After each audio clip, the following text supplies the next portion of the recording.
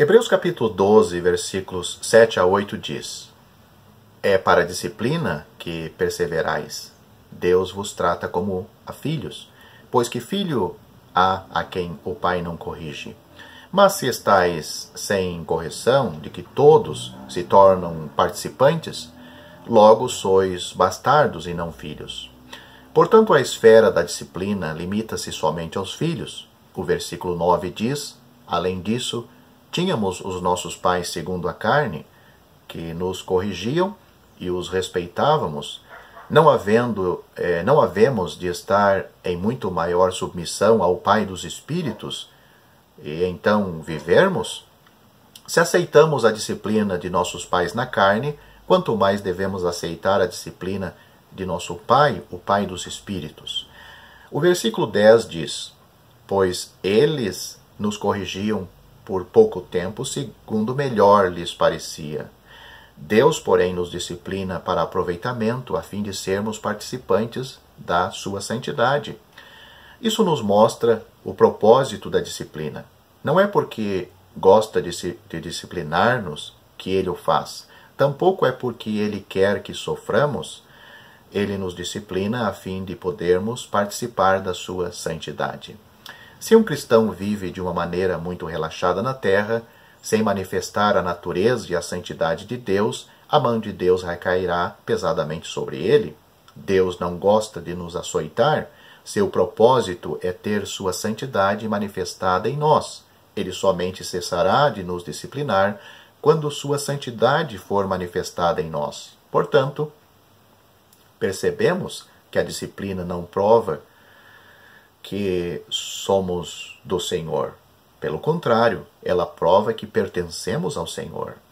Não há necessidade de disciplina para alguém que não pertence ao Senhor.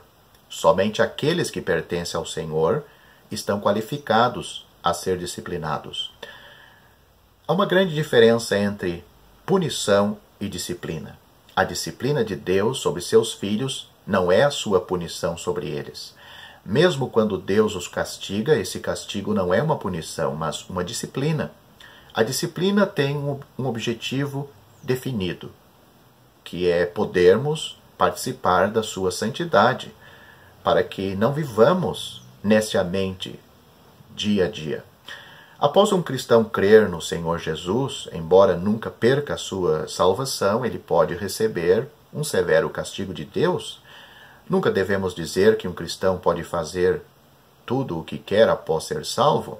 A Bíblia nos diz claramente que após um cristão, uma pessoa ser salva, mesmo que esteja derrotado e caído, ele não perecerá eternamente e não perderá a vida eterna. Entretanto, ele receberá a correção de Deus hoje na terra. Não devemos cometer o engano de pensar que por estarmos salvos eternamente podemos viver relaxadamente nesta terra.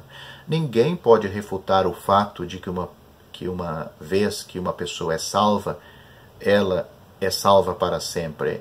Isso é um fato confirmado nas Escrituras.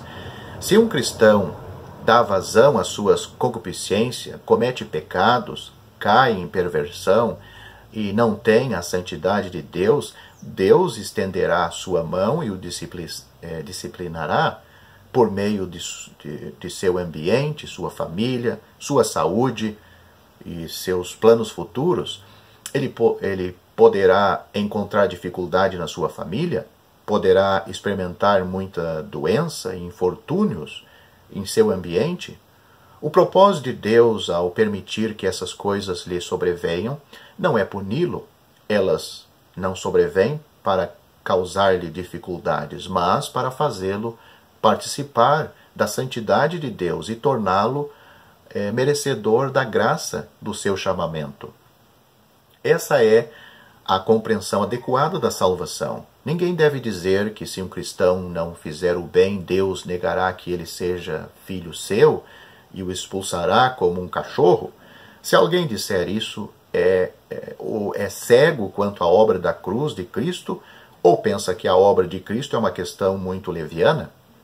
A Bíblia nos mostra que a salvação é eterna. Ao mesmo tempo, a Bíblia também nos mostra que existem punições seríssimas entre os que creem.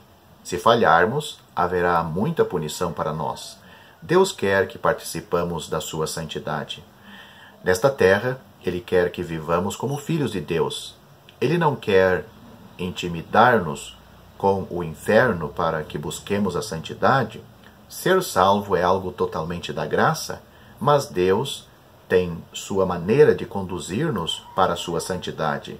Ele faz com que nos deparemos com muitas coisas em nossas famílias, em nosso corpo, em nossa carreira, em nosso ambiente, a fim de que nos voltemos para Ele. Esse é o propósito da disciplina. Ananias e Safira eram cristãos. Eles eram salvos. Eles cometeram o pecado de mentir ao Espírito Santo e receberam uma disciplina muito severa. Atos capítulo 5, versículos 1 a 10. Em certa época, eu achava que talvez Ananias e Safira não fossem salvos. Lendo a Bíblia cuidadosamente, deve-se reconhecer que eles eram salvos, porque estavam com os discípulos na época do Pentecostes. Além disso, eles também fizeram uma oferta. Eles apenas buscaram alguma vanglória. Os pecados deles não foram tão graves como se possa pensar. Eles não se embebedaram, nem cometeram fornicação. O fato de serem rapidamente tirados do mundo prova que eram cristãos. Se fossem pessoas do mundo, provavelmente tivessem vivido muito mais. O fato de terem sido rapidamente removidos do mundo prova que eles eram nossos irmãos. Os cristãos coríntios não respeitavam a reunião da mesa do Senhor. Eles não respeitavam o corpo de Cristo e tratavam a ceia do Senhor levianamente. Quais foram os resultados de tais coisas? Paulo diz em 1 Coríntios capítulo 11, versículos 29 a 30, pois quem come e bebe sem discernir o corpo, come e bebe juízo para si. Eis a razão porque há entre vós muitos fracos e doentes, e não poucos que dormem. A mão disciplinadora de Deus torna as pessoas doentes e fracas, e até mesmo as faz morrer. Deus as tratou desta maneira porque elas trataram o corpo do Senhor levianamente. Elas não viram a morte do Senhor nem a obra de Cristo, e não viram o corpo de Cristo. Elas não viram o respeito que deviam ter com o Senhor Jesus e não viram seu posicionamento adequado no corpo de Cristo. Isto resultou em fraqueza, doença e até morte entre eles. Após terem pecado, Deus as disciplinou. O versículo 32 diz: mas, quando julgados, somos disciplinados pelo Senhor para não sermos condenados com o mundo. Há um objetivo na disciplina de Deus. Ela visa salvar-nos da condenação no futuro. Deus nos disciplina para que não caiamos na condenação que o mundo receberá. Em outras palavras, a disciplina prova que somos salvos. A disciplina preserva a nossa salvação. A maneira como Deus faz as coisas e a nossa maneira são totalmente diferentes. Nós achamos que se dissermos às pessoas que elas estão salvas, elas se tornarão levianas e sem restrição. Deus não é assim. Ele proclama claramente, absolutamente, sem limitação para todos os que creem nele, que todos os que crê têm a vida eterna e não perecerão. Contudo, ele tem a sua maneira de guardar-nos de pecar e de guardar-nos de ser cristãos libertinos, frouxos, relaxados. Sua disciplina é um substantivo, substitutivo de sermos condenados. O homem pode achar que a condenação é o melhor método de guardar-nos de pecar, mas Deus não utiliza a maneira de condenação. Em vez disto, ele usa a maneira da disciplina.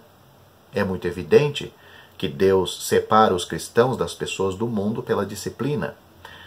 As questões da disciplina e salvação devem ser claramente diferenciadas. A disciplina é exercida somente para o presente e nada tem a ver com nossa salvação eterna.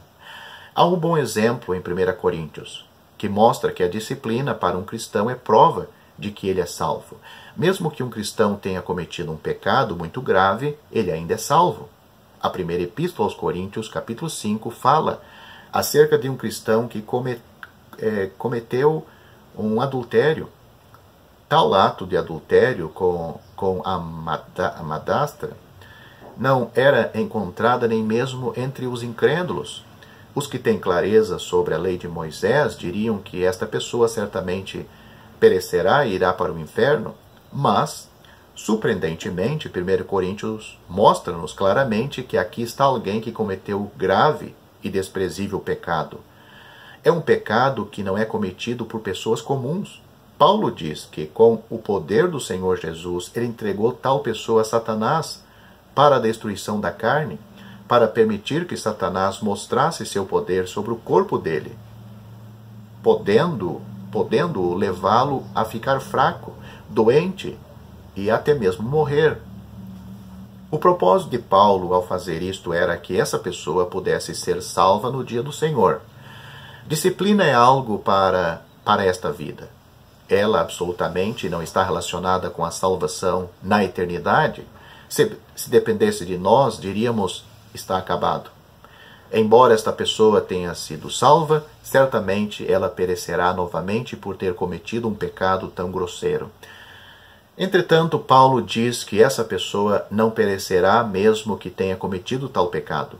Uma pessoa salva pode temporariamente receber disciplina, mas não pode ser punida com a perdição eterna. Esse é o ensinamento de Paulo. Esse é o ensinamento das Escrituras. Um cristão pode ter disciplina temporária nesta era, mas não pode perecer eternamente. Podemos precisar de disciplina, mas ainda estaremos salvos na eternidade? Paulo fez muitas vezes uma distinção clara entre estas duas coisas no Novo Testamento. A destruição mencionada aqui e o dormir mencionado anteriormente refere-se somente ao corpo, não se refere ao espírito do crente. A questão do espírito e da salvação externa já foram decididas quando cremos no Senhor. Algumas pessoas têm dificuldades em 1 João capítulo 5, versículo 16, onde diz que não devemos rogar por alguém que comete pecado para a morte.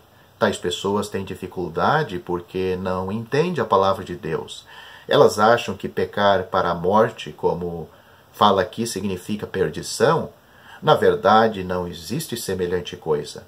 A primeira epístola de João, capítulo 5, versículo 16, fala-nos de algumas pessoas que pecaram a tal ponto que Deus teria de fazê-las morrer e a carne delas teria de ser removida do mundo. A morte mencionada em 1 Coríntios 11, a destruição em 1 Coríntios 5 e as mortes de Ananias e Safira são todas mortes da carne e nada tem a ver com a morte do espírito. A disciplina está totalmente relacionada com o corpo. Portanto, na Bíblia, muitos lugares que parecem dizer que os cristãos podem perecer, na verdade, estão falando da disciplina de Deus, que Ele age com os seus filhos, para que eles possam ser conforme à imagem do seu Filho. Se você gostou deste vídeo, deixe seu joinha, isso nos ajudará a divulgá-lo. Também não se esqueça de inscrever-se em nosso canal, ative o sininho das notificações para que você receba os novos vídeos, deixe seus comentários. Obrigado por assistir este vídeo.